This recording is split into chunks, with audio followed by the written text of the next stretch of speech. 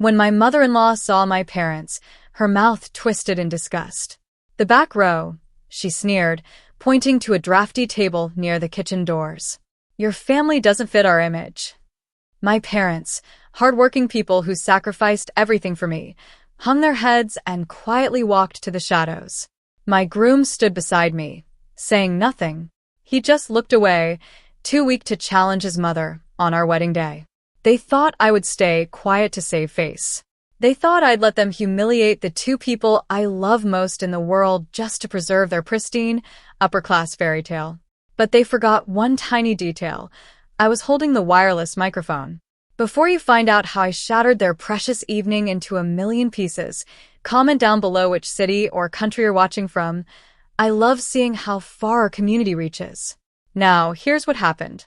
My name is Claire Sterling. I'm 28 years old, and standing at the head table in my custom dress, I realized my wedding was a lie. When my mother-in-law saw my parents, her mouth twisted in disgust. "The back row," she sneered, pointing to a drafty table near the kitchen doors. "Your family doesn't fit our image." My parents, hardworking people who sacrificed everything for me, hung their heads and quietly walked to the shadows. My groom stood beside me, saying nothing. He just looked away, too weak to challenge his mother on our wedding day. They thought I would stay quiet to save face. They thought I'd let them humiliate the two people I love most in the world just to preserve their pristine, upper-class fairy tale. But they forgot one tiny detail. I was holding the wireless microphone. Before you find out how I shattered their precious evening into a million pieces, comment down below which city or country you're watching from. I love seeing how far our community reaches. Now, here's what happened. To understand how we ended up at that nightmarish head table, you have to understand where Julian and I came from. I grew up in a modest home with parents who worked double shifts at the local factory just to make sure I never went without. They spent decades saving every spare dollar, sacrificing vacations and new clothes, all so they could give me a bright future and help fund my dream wedding. Julian's family, on the other hand, lived in a completely different reality. His mother, Evelyn, was a woman consumed by status, old money, and high society appearances. From the moment Julian introduced us, Evelyn made it painfully clear that I wasn't the daughter-in-law she had envisioned. She treated my humble background like a contagious disease, dropping passive-aggressive comments about my parents' clothes, their accent, and their simple lifestyle. Throughout our entire engagement, Evelyn tried to push a quiet narrative to her wealthy friends that my family was an embarrassment, an unfortunate detail to be hidden away behind polished silver and expensive champagne. I tolerated her snobbery for months, naively believing that love would conquer all. But I was about to learn just how cruel she could truly be. What Evelyn didn't realize was that my parents hadn't just shown up to be passive guests. When the wedding expenses started piling up, my father secretly handed me a cashier's check for $30,000, his life savings, to pay for the grand ballroom. He didn't want any recognition. He just wanted to give me the fairy tale I deserved. Meanwhile, Evelyn paraded around her country club friends, loudly claiming that she was funding the entire gala single-handedly to show off her charity and boundless generosity. I kept my parents' secret to protect everyone's pride, but Evelyn's arrogance knew no bounds. An hour before the ceremony, she personally went into the reception hall and swapped the seating cards. The head table, where my parents were supposed to sit right beside us, had been rearranged. Evelyn moved her wealthy distant cousins into those prime seats, demoting my mother and father to table 24. That table was hidden in the back corner, right next to the swinging kitchen doors, bathed in the noise of clattering dishes and the cold draft of the service entrance. She wanted them completely invisible. As the waiters began serving the first course, I looked past the gleaming crystal glasses toward the back of the room. My mother was sitting under the harsh fluorescent light leaking from the kitchen doors, quietly wiping away a single tear while my father squeezed her hand, trying to smile for my sake. My heart shattered into 1,000 jagged pieces. I turned to Julian, my voice shaking with rage. "Fix this," I whispered. "Put my parents where they belong." But Julian wouldn't even look at me.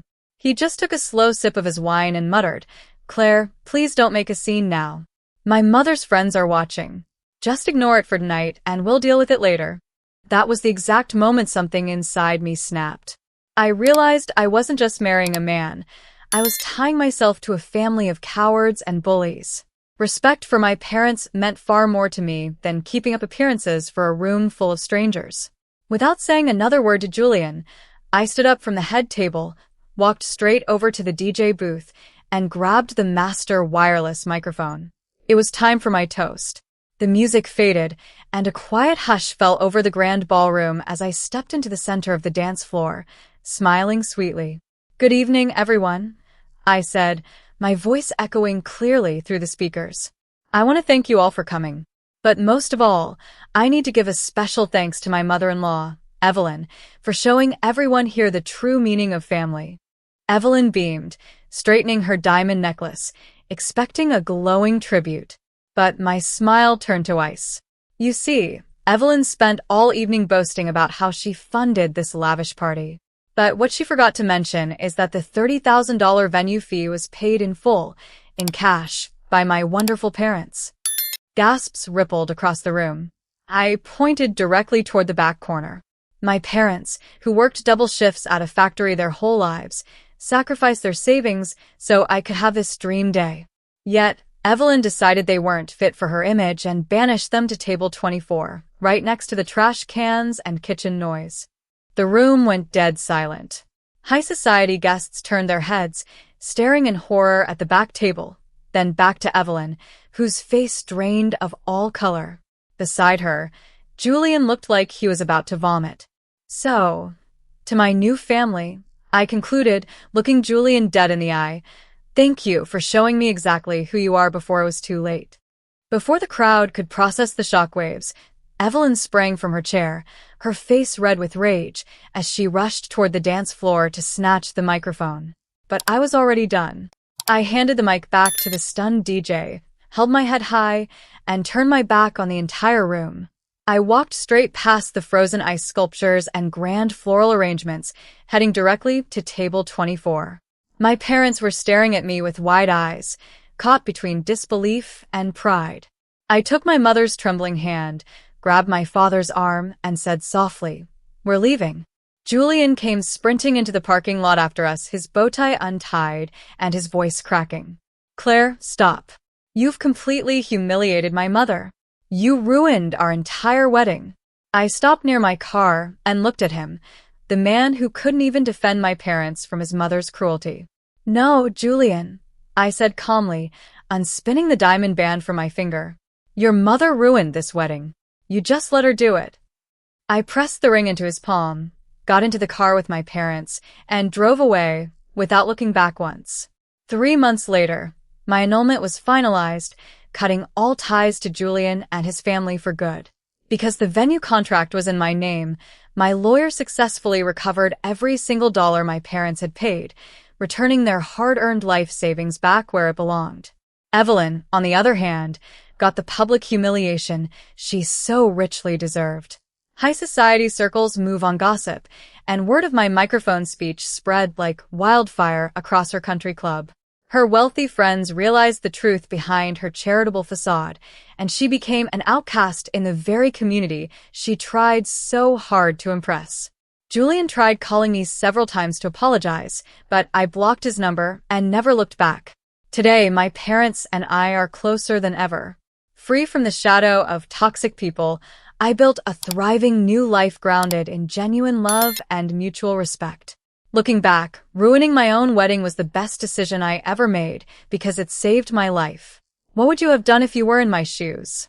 Would you have taken the mic or stayed silent? Comment your thoughts below and check out the other story on screen for more.